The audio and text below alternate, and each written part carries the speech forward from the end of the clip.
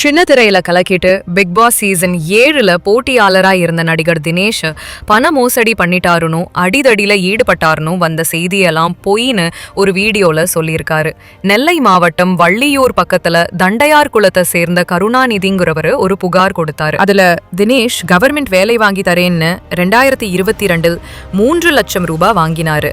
ஆனா வேலையும் வாங்கி தரல, பணத்தை திருப்பி கேட்டதுக்கு என்னைய அடிச்சிட்டாருன்னு சொல்லியிருந்தாரு. இதனால தினேஷ அரெஸ்ட் பண்ணிட்டாங்கன்னு நியூஸ் வந்துச்சு.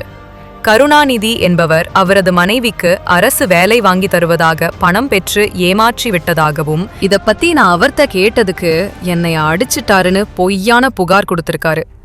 வள்ளியூர்ல நான் ஒரு கேஸுக்காக ரொம்ப வருஷமா போராடிட்டு இருக்கேன்.